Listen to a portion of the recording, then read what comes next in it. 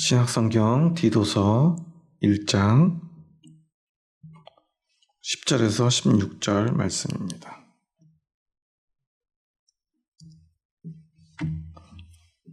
다 같이 한 목소리로 받들어 읽겠습니다. 불순종하고 헛된 말을 하며 속이는 자가 많은 중 할례파 가운데 특히 그러하니 그들의 입을 막을 것이라. 이런 자들이 더러운 이득을 취하려고 마땅하지 아니한 것을 가르쳐 가정들을 온통 무너뜨리는도다. 그레데인 중에 어떤 선지자가 말하되 그레데인들은 항상 거짓말쟁이며 악한 짐승이며 배만 위하는 게으른 병이라 하니 이 증언이 참되도다. 그러므로 내가 그들을 엄히 꾸짖으라.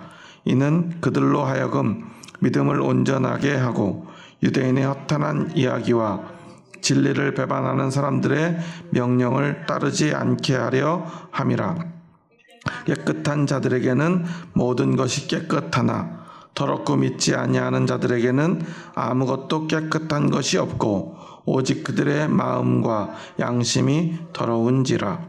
그들이 하나님을 시인하나 행위로는 부인하니 가증한 자요 복종하지 아니하는 자요 모든 선한 일을 버리는 자니라. 아멘.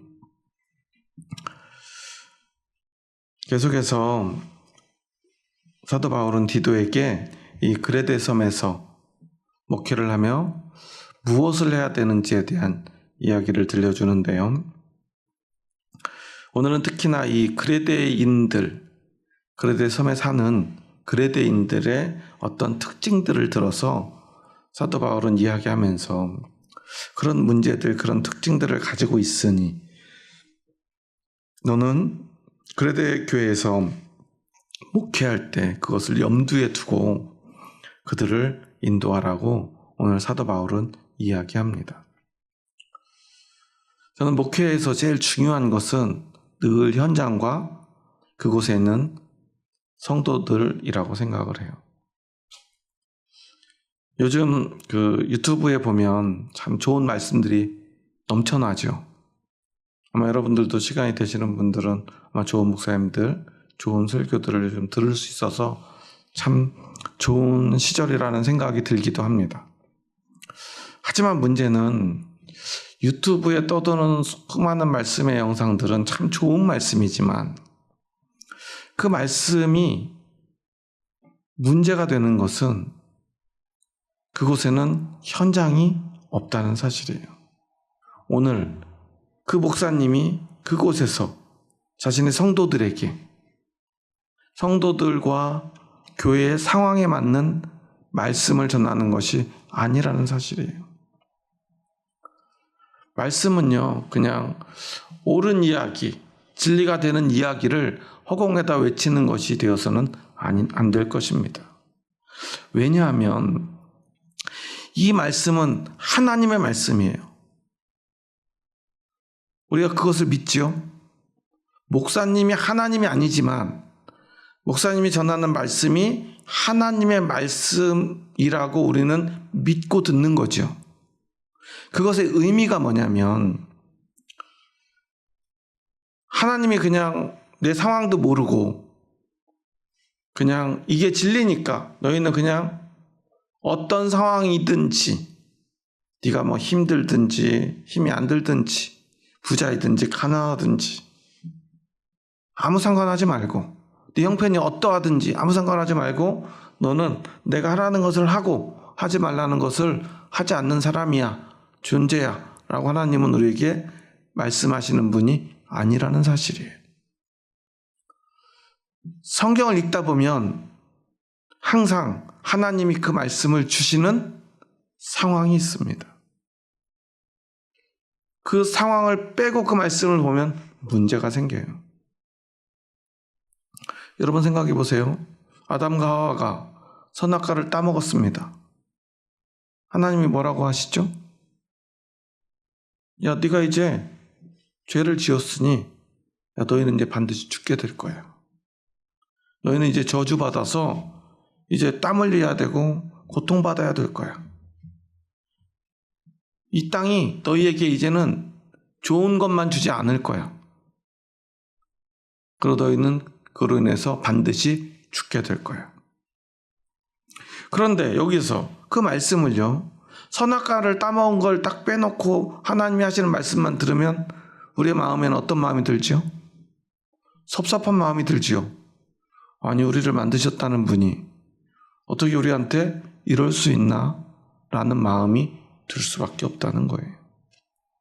그런데 아담과 하와가 하나님과의 약속, 그리고 그 약속을 깨는 과정들을, 그 상황들을 본다면 그 말씀은 합당하죠. 더욱이 하나님은 그 저주의 말씀을 선포하는 그 순간까지도 뱀은 여자의 발 뒤꿈치를 상하게 할 것이고 여자는 뱀의 머리를 상하게 할 것이라고 예언의 말씀을 우리에게 주세요. 그것은 우리가 결국 그 여자의 아들을 통해서, 동정녀 마리아로부터 태어나신 예수님을 통해서 우리가 다시 생명을 얻을 것, 생명의 길이 다시 열릴 것을 말씀해 주시는 거죠. 그래서 이것이 우리에게 은혜가 되는 거예요. 그 상황이 없다면 이것은 섭섭한 거지 은혜가 될 수 없어요. 그렇게 하지 마시고 그냥 없던 일로 해주시지. 우리한테 이러는 건 하나님이 너무 하시는 게 되는 거예요. 그렇기 때문에 우리는 늘 현장 속에서, 상황 속에서 나에게 주시는 하나님의 음성을 들어야 합니다. 그런데 어떤 다른 좋은 큰 교회 또 좋은 목사님이시겠지만 그 목사님이 그 말씀을 전할 때는 어디에서 하는 거죠? 그 교회에서, 그 교인들에게 하는 말씀이에요. 오늘 우리에게 주는 말씀이 아니라는 사실이에요. 그래서 우리는 그 말씀을 들을 때 늘 주의해야 합니다. 이것이 정말 오늘 나에게 주시는 하나님의 음성인가 하는 것을 분별해야 합니다. 목사님들도 마찬가지예요. 어떤 목사님들은요, 교인들의 형편하고 아무 상관없이 교인들이 뭐가 힘든지, 뭐가 괜찮은지, 무엇을 좋아하는지, 무엇을 싫어하는지도 모른 채 그저 저기 하늘나라에서 하나님 옆에서 그냥 설교하시는 분들이 있어요. 그것은 진짜 복음이 될 수 없다는 사실이에요. 늘 무엇을 생각해야 됩니까? 우리 성도들을 생각해야죠. 우리 교인들은 지금 어떤 상태인가? 어떤 자리에 있는가?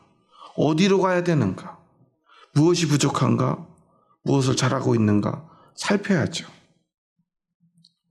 그리고 우리 교회에 주는 하나님의 음성을, 하나님의 말씀을 찾고요, 구하고 그것을 전하는 것입니다. 사도 바울은 오늘 디도에게 그 이야기를 하는 거예요. 크레데인들은 어떤 사람들이냐? 불순종하고 헛된 말을 하고 속이는 자가 많다. 심지어 12절에 보면 크레데인 중에 어떤 선지자가 말을 합니다. 사실 여기서 말하는 선지자는 우리가 생각하는 엘리야나 이사야 같은 선지자가 아니에요. 여기서 사도 바울이 그레데인 중에 어떤 선지자라고 말한 사람은 사실 우리가 보면 세상적으로 보자면 철학자에 가까운 사람이에요. 플라톤 같은 그런 철학자들이 존경하는, 그들이 심지어는 신과 같은 사람이라고 불렀던 어떤 지혜로운 철학자, 아주 유명한 사람인 것 같아요. 그래서 이 사람이 이 그리스 지역 그리고 그 지중해 지역에서 많은 철학자들에게 영감을 주었던 어떤 신화적인 이야기들이 있더라고요. 50년 동안 잠들어 있다가 갑자기 딱 깨어나더니 자기가 지혜를 깨달았다라고 세상에 나아가서 이야기를 하는데, 그 이야기들이 듣도 보도 못한 세상의 지혜들 이어가지고 사람들이 그 이야기를 듣기 위해서 멀리서도 찾아왔다 라고 하는 어떤 사람의 이야기인데요. 그런데 그레데인이면서 그렇게 지혜로운 그런 그들이 선지자 또는 뭐 신적인 사람이라고까지 말하는 그 사람조차도 그레데인들에 대해서 뭐라고 평가를 해요? 그레데인들은 항상 거짓말쟁이며 악한 짐승이며 배만 위하는 게으름뱅이라고 말했다라는 말이에요. 그러니까 이것은 바울이 말한 게 아니라 디도가 자신의 교인들을 평가한 것이 아니라 이 그레데인 중에서 사람들에게 가장 존경받는 그 사람이 그레데인들을 평가한 말. 그래서 그 말을 인용해서 사도 바울은 내가 목회하는 그 그레데인들이 어떠한 특징을 가지고 있는지 넌 알고 그들을 가르치고 또한 지도하며 하나님의 복음 가운데로 이끌어야 될 것이다 라고 말하고 있는 거예요. 그레데인들이요 제일 특징적인 게 거짓말하는 게 너무 일상이었다라고 그래요. 그냥 입만 열면 거짓말을 했나 봐요. 요즘 젊은 친구들은 그래서 그런 용어도 있더라고요. 거짓말 많이 하는 친구 사람들을 입벌구라고 한다던데 입만 벌리면 구라. 참 속된 표현이긴 한데요. 거짓말하는 사람들이 얼마나 많으면 그런 표현까지 만들어졌겠어요. 그런데 바로 그레데인들이 그런 사람들이었나 봐요. 그리고 악한 짐승이라는 표현 사실 좀 좋은 표현은 아니죠. 그만큼 거짓말할 뿐만 아니라 짐승같이 그런 지혜를 깨달은 사람이 볼 때는 사람답지 못하다고 말할 정도로 짐승이라고 말할 정도로 그들의 삶이 문란하고요. 죄 짓는 것에 대한 거리낌이 없었던 것 같아요. 성적으로도 굉장히 타락한 삶을 살았고요. 그리고 뒤에 보면 배만 위하는 게으름뱅이라고 그러죠. 욕심이 많은 것. 배를 위한다는 것. 성경에서 배만 위한다는 표현은 몇 군데에서 나오는데요. 이것은 욕심이 많은 것을 이야기를 해요. 여기서 배는 우리가 먹는 걸 이야기하죠. 자신의 배를 채우면 된다라는 생각을 가진 사람들. 자신의 배를 채우기 위해서요 남들을 굶주리게 하고요 남의 것을 뺏어서라도 아니 도둑질해서라도 자기만 잘 살면 된다라는 생각이 그레데인들에게는 만연해 있었다라는 사실이에요. 그러니까 너는 그들의 그런 특징을 보고 그들을 가르쳐야 된다 라는 이야기입니다. 그래서 15절 16절에 보면은 몇 가지 특징적인 단어들이 나와요. 15절을 한번 함께 읽어보겠습니다. 15절입니다.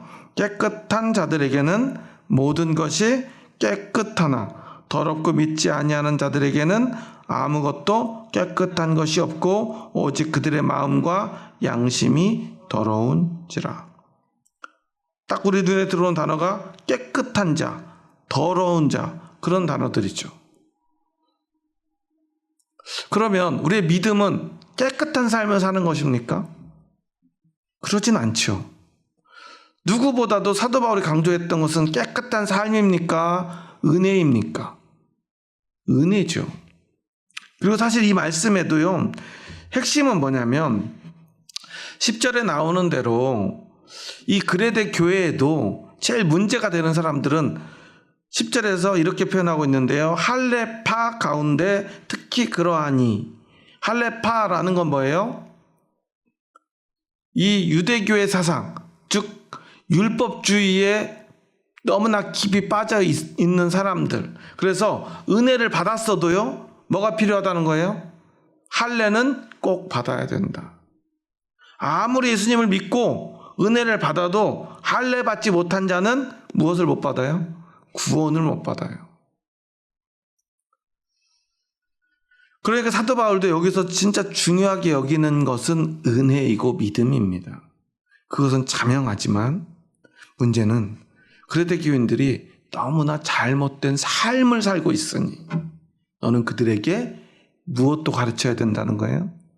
깨끗한 삶을 가르쳐야 되고 겉으로 드러나는 깨끗한 삶 넘어서 아주 거룩한 마음, 진짜 믿음으로 나가야 된다라는 라는 이야기를 하고 있는 거예요.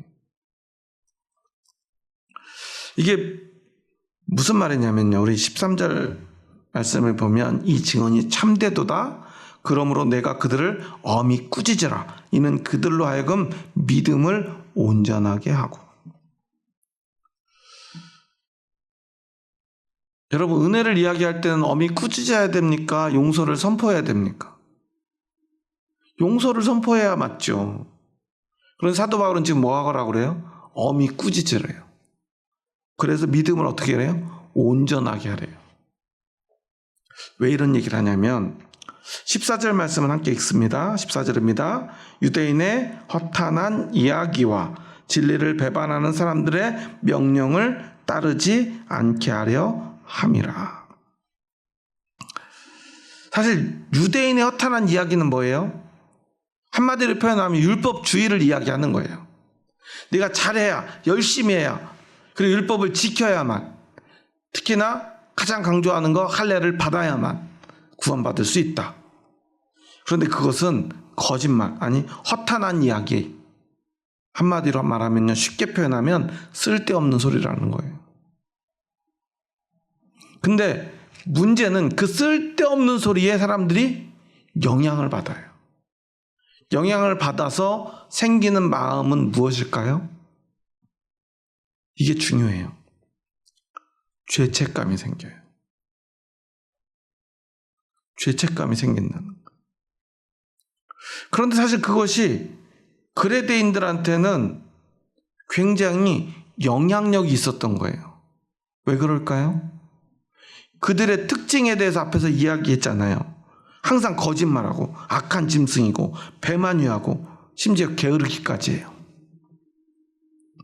그런 사람들에게 올바르게 율법을 지키고 바르게 살고 십계명을 지키고 그리고 하나님의 백성으로서 어떤 표식, 이 할례를 남겨서 네가 얼마나 거룩한 사람인지를 보여줘야 돼 라고 말을 해요. 그러면 어때요? 이것이 사람들이 보기에 좋게 느껴질까요? 아닐까요? 좋게 느껴지겠죠. 복음이 어떤 나라에 들어가면 항상 그 나라에서요 10계명 외에 11계명이 만들어져요. 한국교회 11계명은 뭐죠? 선교사들이 한국에 딱 와가지고 제일 오자마자 강조한 게 있어요. 지금까지도 한국교회는 그 영향이 남아있는데요. 바로 술, 담배를 하지 말자는 거였어요. 왜냐하면 20대 초반에 젊은 선교사들이 한국에 딱 와보니까요. 대낮부터 술 취해가지고 막 길거리에서 쓰러져 자는 사람들이 있어요. 나이 어린 이제 보니까 요즘으로 말하면 한 중학교 1학년 되는 1, 2학년 되는 애들이요. 담배를 피우고 있어요. 옛날에는 뭘로 폈죠?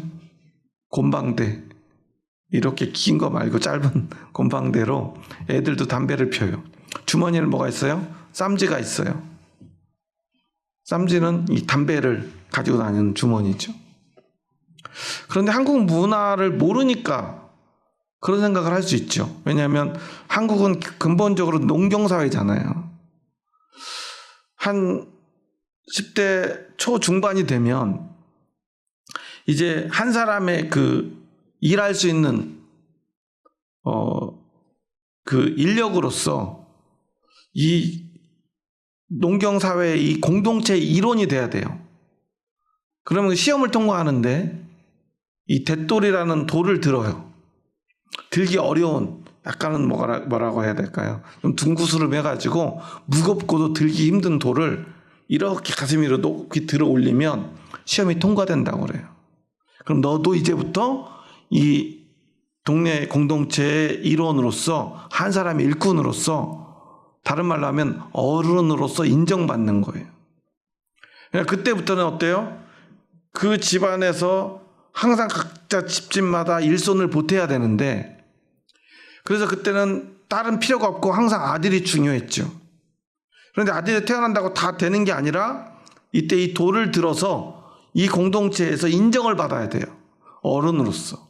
그럼 그 집은요 아빠의 그 어린 아들까지 한 사람이 일손으로서 인정받았기 때문에 그 지역 공동체에 그만큼의 지분이 생기는 거예요.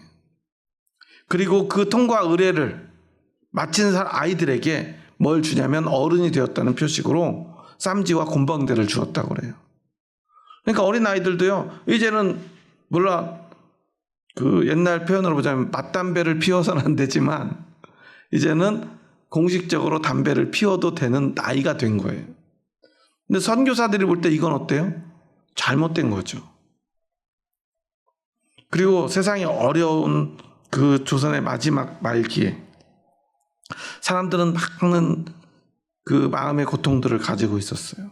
세상은 부조리하고요. 그러다 보니까 술에 취해서 흥청거리는 사람들도 많았지만 한국 농경사회의 특징상 또한 새벽 일찍 일하고요. 오전이 되면 참을 먹으면서 막걸리를 마시던, 그리고 한낮의 더위를 피해서 그늘에서 잠들어서 쉬고 해가 조금 넘어가면 또 나머지 일을 하는 이런 문화를 선교사들은 이해를 못해요. 우리가 이미 새벽녘부터 해 뜨기 전부터 일을 하다가 이제 참을 먹고 잠들 때쯤 그때 사이 일어난 선교사들은요, 자기들은 나름은 아침에 좀 일찍 일어나가지고 아침 운동해야지 그러고 밖에 나왔는지 모르겠지만 그때 나온 벌써 사람들이 술에 취해가지고 막 들판에서 다 자고 있는 거예요. 그걸 오해해서요, 그런 사회 변화, 변혁적인 캠페인을 교회가 벌였어요. 물론 그 시대가 타락하고 문제가 있다 보니까 실제로 그렇게 일하다가 잠든 사람들이 아닌 진짜로 사람들에게 피해를 주고요, 매일 술에 취해서 인생이 망가진 사람들이 또한 많았기 때문에 기독교가요, 금주를 하고요, 또한 금연을 하면서 자신의 삶을 바르게 하니까 사람들이 그 모습을 보면서 감동을 받아요. 그리고 그것이 또한 교회와 교인의 하나의 상징이 됩니다. 그래서 세상을 바꿔나가고요, 세상을 변화시키는 주체로서 한국 교회가 사람들에게 인식되기 시작을 했어요. 그런데 여러분, 여기서 하나의 문제가 생겨요. 그러면 그 금주와 금연이 복음입니까? 그건 아니죠. 그것이 은혜입니까? 그건 아니죠. 그것은요, 하나의 우리의 모습을 돌아보고 세상을 바꾸기 위한 노력일 뿐이죠. 그것이 은혜가 되고요, 복음이 될 수는 없어요. 믿음이 될 수도 없죠. 사도 바울은요, 그런 이야기를 하는 거예요. 그레데인들에게는 그들이 삶을 바르게 하고 잘못된 것들을 바꿔나갈 그런 노력들을 기울이고, 또 그들에게 이 할레파 유대인들이 율법을 지키고 바르게 살아라 하는 말들이요, 사람들에게 파급 효과가 생기고요, 영향력이 생겨요. 왜냐하면 다 거짓말쟁이들이고 짐승 같은 사람들이고 욕심꾸러기들이고 게으른데, 기독교인들은 율법을 지키느라고요 좀 더 부지런해지고요, 더 바른 삶을 살고요, 정직하고요, 부모를 공경할 줄 알고요, 그렇게 살아가는 거예요. 그런데 문제는 그것이 복음이 되어서는 안 되고 그것이 복음이 될 수도 없다는 것을 사도 바울은 분명히 가르치고 있는 거예요. 그게 좋은 영향을 끼치고 좋은 일이지만 그것이 복음을 대신해서는 안 된다라는 거예요. 그리고 그것을 가르치는 사람들의 민낯을 이야기합니다. 그들은 어떤 사람들이냐면요, 그 헬라파 유대인들, 그리고 율법주의를 교회에 심으려고 하는 자들은 그들에게는 겉으로는 굉장히 좋은 말을 하고요, 좋은 행동들을 하지만 그 이면에 숨겨진 추악한 민낯이 있음을 사도 바울은 이야기를 해요. 함께 11절 말씀 함께 읽습니다. 그들의 입을 막을 것이라. 이런 자들이 더러운 이득을 취하려고 마땅하지 아니한 것을 가르쳐 가정들을 온통 무너뜨리는도다. 그들이요, 율법주의를 가르쳐요. 할례를 강조해요. 하지만 그것이 복음이 아니기에 결국은 그들의 목적은 뭐예요? 더러운 이득을 취하려고 하고 있는 거예요. 그런데 여기서 사도 바울이 말하는 더러운 이득을 취한다고 하는 것이 그들이 무조건 다 나쁜 것을 가르치거나 돈을 가져오라고 사람들을 강요해가지고 그들이 그냥 막 돈을 빼앗거나 그런 횡포를 부린 것은 분명히 아니라는 사실을 우리가 기억해야 돼요. 더 올바른 신앙, 더 도덕적이고 율법적인 바른 삶을 가르쳤다는 사실이에요. 그리고 그것이 사람들에게 영향력을 끼쳤다는 사실이에요. 처음에는 분명히 그랬다는 것을 우리는 기억하고 이 말씀을 바라봐야 합니다. 오늘 우리도 마찬가지예요. 한국 교회도요. 여러분 생각해 보세요.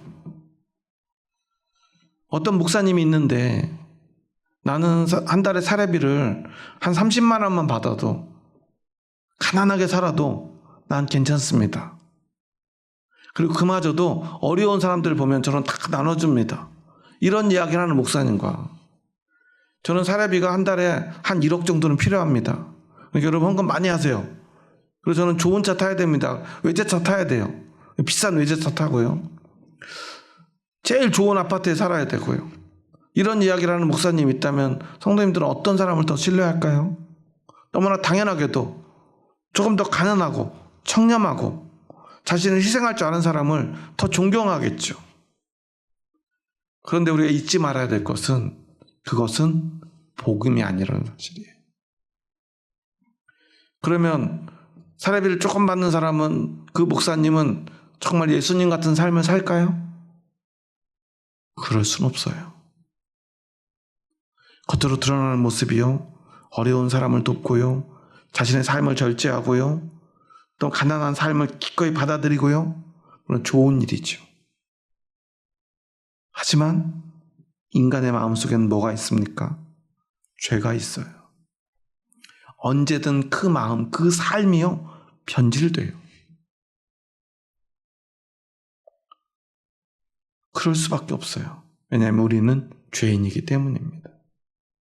그래서 사도 바울은 말하는 거예요. 그들이 그 율법주의자들, 그 선생님, 그 거짓 선지자들, 거짓 선생들, 그들이 처음에는 좋은 뜻으로 시작할지 모르지만 그것이 결국 궁극적으로 그리스도의 복음, 예수님의 복음, 예수 그리스도 십자가의 복음이 아니면 결국 그것은 결국 더러운 이득을 취하려는 인간의 추악한 민낯일 뿐이다라고 사도 바울은 이야기하는 거예요.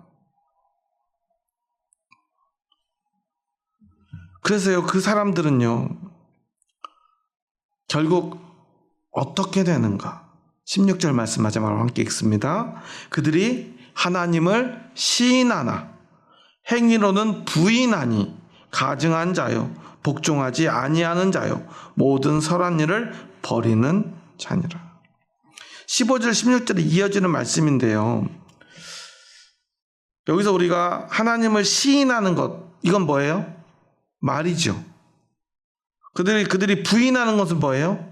행위죠. 근데 이것이 단순하게 말로는 하나님을 시인하면서 그 행위는 아주 악한 행위를 한다라는 그런 의미가 아니에요.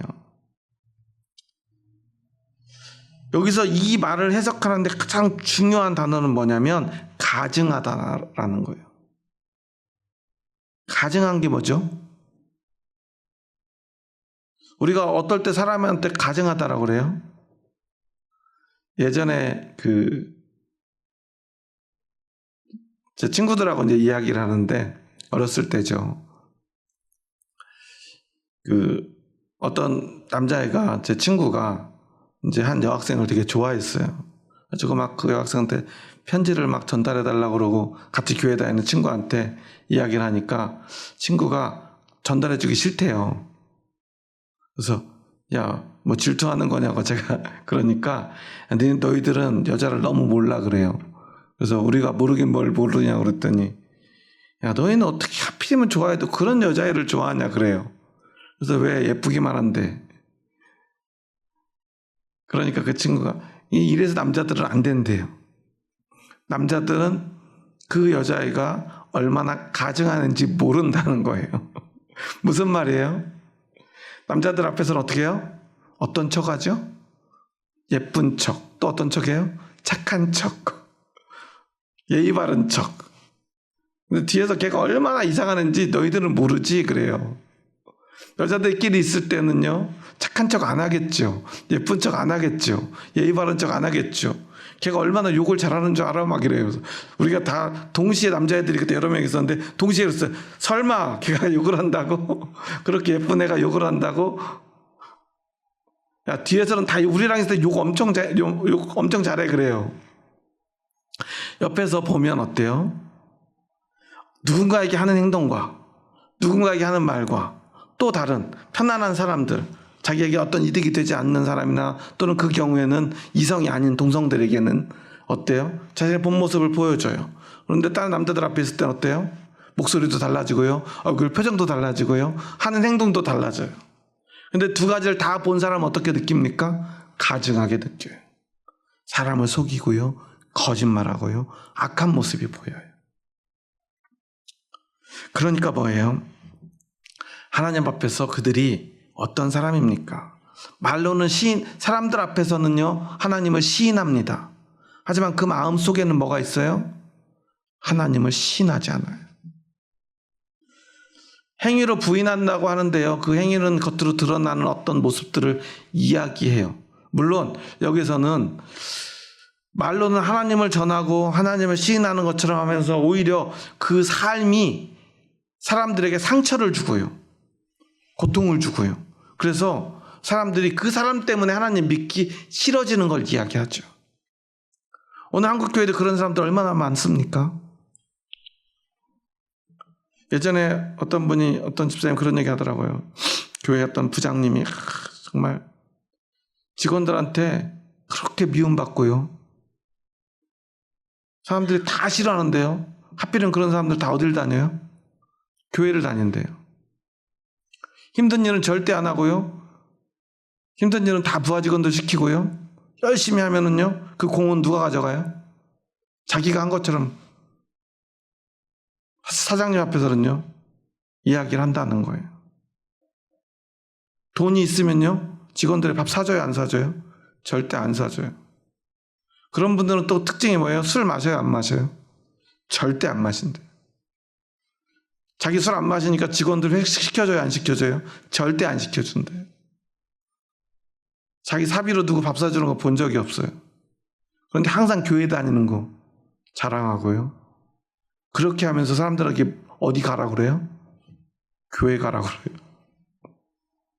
말로는요, 계속 하나님을 막 이야기하는데요, 모습으로요, 사람들을 불편하게 하고요, 사람들이 싫어하는 삶을 살면서 계속 하나님 이야기를 해요.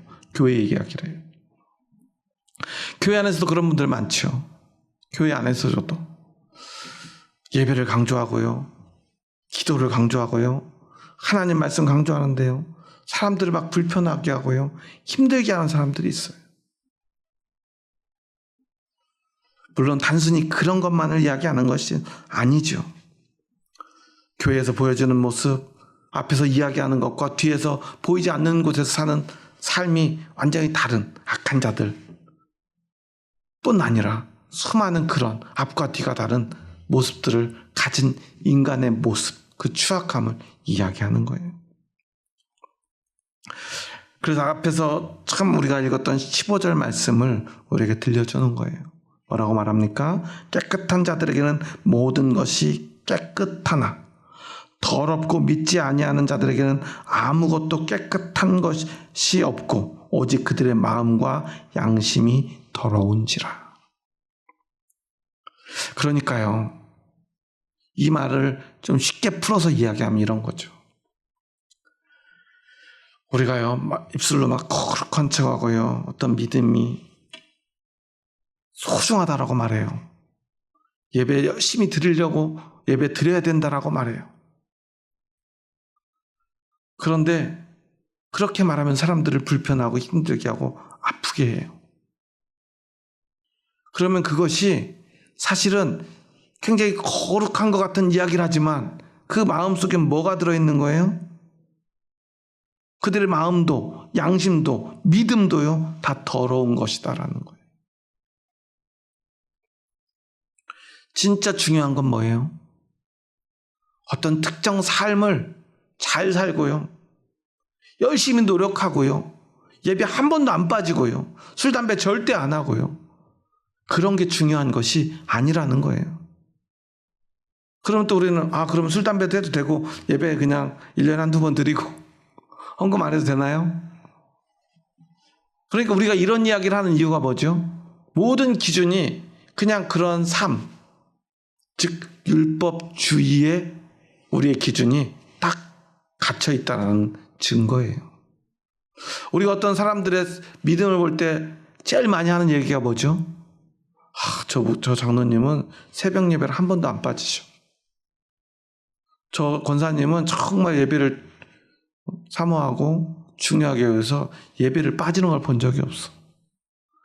기도를 얼마나 잘하시는지 그 기도가 너무 은혜로워. 보이지 않는 곳에서 정말 봉사하셔. 이런 얘기들 많이 하잖아요. 그리고 우리도 그래요. 어떤 신앙생활에 대해서, 어떤 신앙의 삶에 대해서 한번 칭찬을 받으면 어때요? 그것만 쭉 하라고 열심히 해요.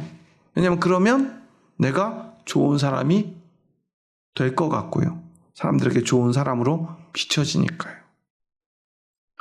하지만 그런 삶은, 그런 말은, 그런 행동은요, 언제든 달라질 수 있는데 진짜 중요한 것은 내 마음이 온전히 하나님 앞에서, 여기서 말하는 더러운 마음과 양심이 아니라 깨끗하고 거룩한 마음과 양심, 그리고 무엇보다 그 믿음이 있는가, 우리는 그것을 바라봐야 된다는 거예요. 이것이 무슨 말이냐면요,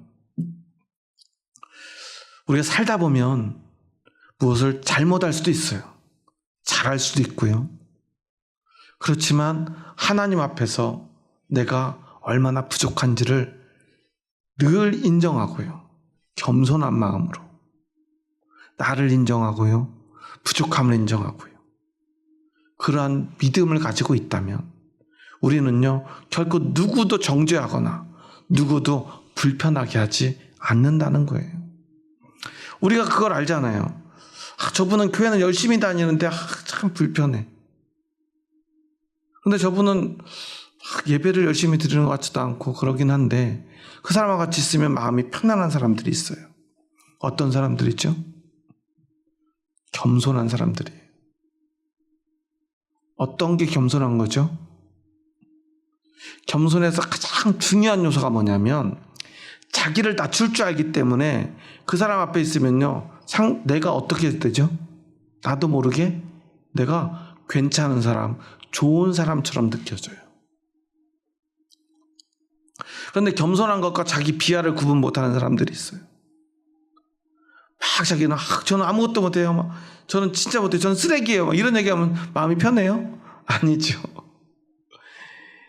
나도 참 소중하고 좋은 사람이고 괜찮은 사람이지만 나보다 당신은 얼마나 더 괜찮은 사람인지, 이런 이야기, 그리고 당신이 있어서 내가 얼마나 기쁘고 즐겁고 행복하고 위안이 되고 힘이 되는지, 이런 이야기를 나에게 들려주는 사람들, 그리고 말하지 않아도 그것을 나에게 온 몸으로 온 삶으로 표현해 주는 사람들,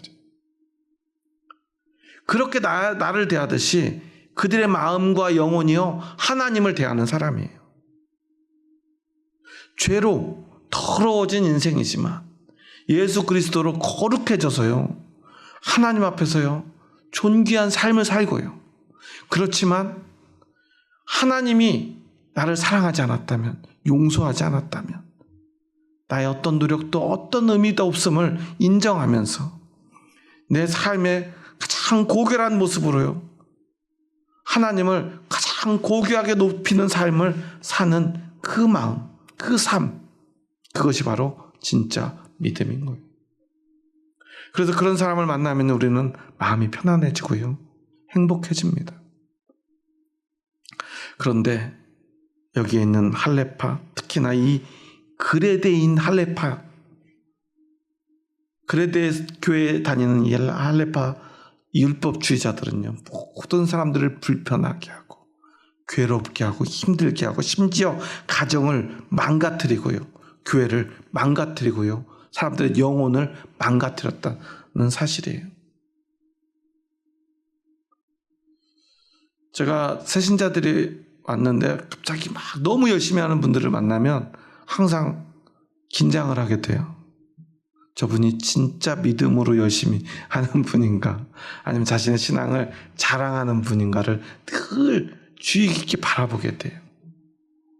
왜냐하면 자신을 드러내고 그 믿음을 자랑하려고 하는 사람들은요, 절대로 자신의 믿음을 자랑하려 한다고 말하지 않아요. 자신의 신앙을 막 그렇게 자랑하는 것 같지 않게 말을 해요. 하지만 모든 사람들을 불편하게 해요. 그리고서는요, 어느 정도 시간이 지나면요, 사람들을요, 알지 못하는 사이에 정죄하기 시작해요. 그런데 사람들은요, 그 말 앞에 꼼짝 못해요. 왜냐하면 누구보다 열심히 예배드리고 열심히 기도하고 봉사하고 헌금하니까요. 그러면요, 어느 순간 교회가요, 땡땡해져요. 뭐가 사라진 걸까요? 은혜와 생명이 사라진 거예요. 교회는요, 은혜와 생명이 넘쳐야 돼요. 아이가 없던 집안에 갓난한 게 태어나면 뭐가 끊이지 않죠? 웃음이 끊이질 않아요. 왜 그러죠? 새로운 생명이 태어났기 때문에 그래요. 막 밖에서 힘들다가도 집에 들어서 아이를 보면 어때요? 막 애들 얼르고 달래들하고 다들 웃고 있어요. 그렇지 않습니까? 우리 교회도 갓난아기가 태어나가지고 사람들이 아이를 안고 오면 예배 끝나자마자 다 어디로 가요? 아이 주변으로 다 몰려들어가지고 아이고 예쁘다 그러고 막 웃잖아요. 모두가 행복해져요. 믿음은 그런 것입니다. 하나님 우리에게 주신 은혜는 그런 것입니다. 교회는요, 그래서 생명이 넘쳐야 돼요.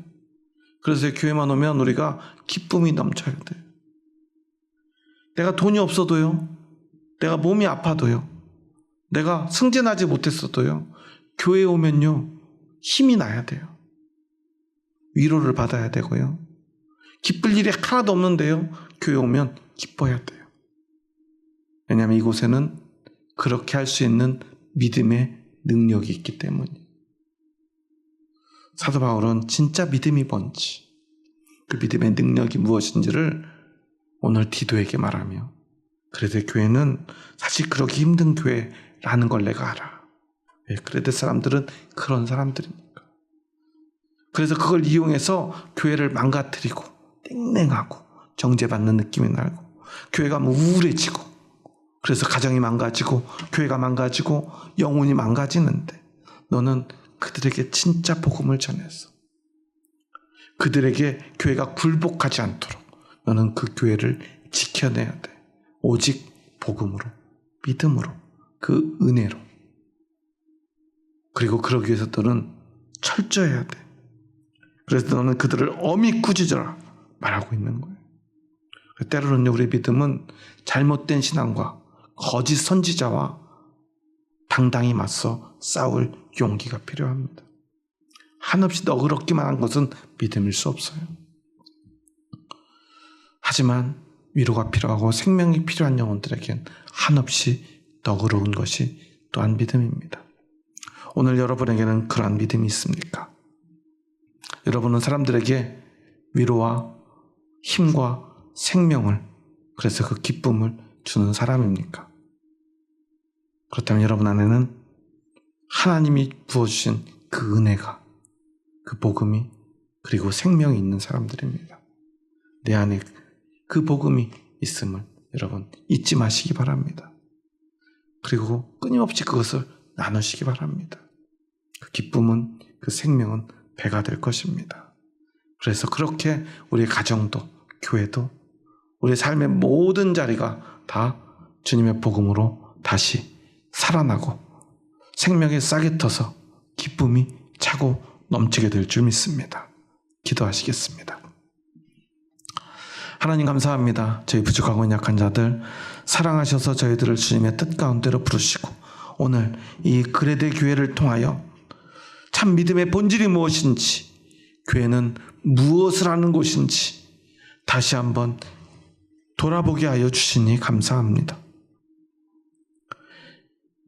자신의 열심으로, 인간의 노력으로 교회를 세우려 하는 사람들이 있습니다. 하지만 그 모든 시도는 반드시 실패할 수밖에 없음을 기억하게 하여 주시옵소서. 하지만 우리가 겸손히 예수 그리스도의 복음 앞에 선다면, 하나님의 은혜만을 소중히 여기고 그것만을 간직하고 그것만을 나눈다면, 우리는 주님의 몸된 교회를 통하여 참된 생명을 얻고 참된 기쁨을 누리며 그 기쁨을 나누며 행복하게 살아갈 수 있음을 고백합니다. 오늘 우리 교회는 진짜 믿음이 있는 교회인지 다시 한번 돌아보기 원합니다. 그리고 오직 다시 한번 참 믿음의 고백으로 주님의 몸된 교회를 세워갈 수 있는 저희들 되게 하여 주시옵소서. 이제는 우리 주 예수 그리스도의 은혜와 하나님의 사랑하심과 성령님의 교통하심이 오늘 참 믿음으로 참 교회 되기 원하는 이 자리에 머리 숙인 한 영혼 머리 위에 이제로부터 영원토록 함께 하시기를 간절히 축원하옵나이다. 아멘.